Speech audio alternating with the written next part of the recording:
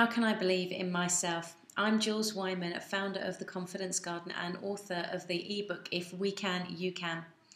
So one of the questions that I get asked frequently by clients and delegates is, how can I believe in myself? Let me share a quick story with you, because once upon a time I met a man who changed my life. Now, before you think that this is some kind of fairy tale of boy meets girl and boy rescues girl, it's not. I can't remember his name. We met for about 15 minutes and it was 13 years ago. We were on a retreat in Scotland and we got chatting purely because we'd both been to Peru and were sharing our experiences. But as our conversation kind of came to a close, he asked me something I've never been asked before, never been asked since, and it's something that really did change my life, because he looked deep into my eyes and very genuinely and authentically asked me, how much do you believe in yourself? And I kind of did that sort of, stammering sort of what's the right answer, what you meant to say in these kind of situations, and just said, well, I don't know, as much as everybody. And he just looked at me straight in the eye and said, believe in yourself. Your life depends on it. He actually repeated it a number of times in order for those 8 words to really sink in. And believe me, they did, because even 13 years later, every time I write those words or hear those words, they really resonate within me, and I can feel the depth of the wisdom within them, even though I'm sure I still don't understand it to its full degree. But what I do know is that was a turning point in my life, and I believe this could be a turning point in yours if you choose it to be. Because when I ask you that question, how much do you believe in yourself, how do you respond? What's the response that kicks off internally? Because how much do you believe in yourself? Are there some caveats there? Well, depends on what's happened that day, or what's the weather's like, or is there an immediate, not at all? Or are you stammering around looking for an answer? Either way, however you feel about your self-belief, here are 3 simple steps for you to be able to start to grow it, understand it, and believe in yourself even more. The first point is number 1 is notice. Einstein said the first point of change is to notice. In other words, you need to become aware of what's going on in order to be able to do something about it.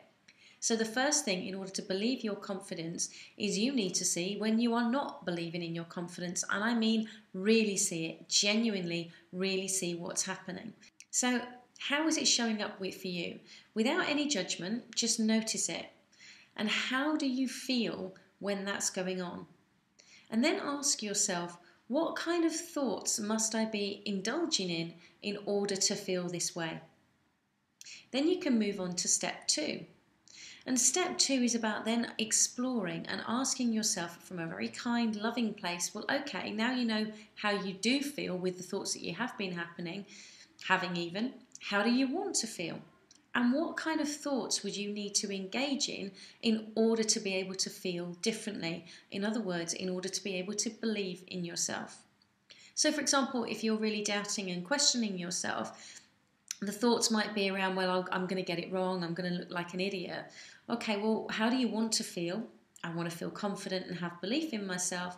Well, what if those thoughts were, do you know what? I can do this. Let me have a go and see what happens. I can handle it. I've always been able to handle it.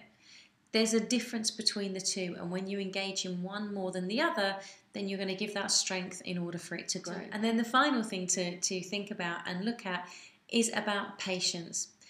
There really is magic in patience, and there's a reason why the Confidence Garden is called the Confidence Garden, and that's because it's a place where you grow. And when you grow anything, even cress, which grows extremely fast, it still needs to be nurtured. It still needs that time for it to develop, and it still needs to have that situations to be correct for it to happen. So you need patience. None of this is going to happen overnight. What you can do is work on it. So first of all, notice what's happening. Where are you doubting yourself? What's going on? How does that feel for you? And what kind of thoughts are you engaging in? Second thing is then to start exploring what would be the opposite, basically. How do you want to feel, and what kind of thoughts would you need to engage in order to be able to feel differently? And then thirdly, remember that there's magic in patience.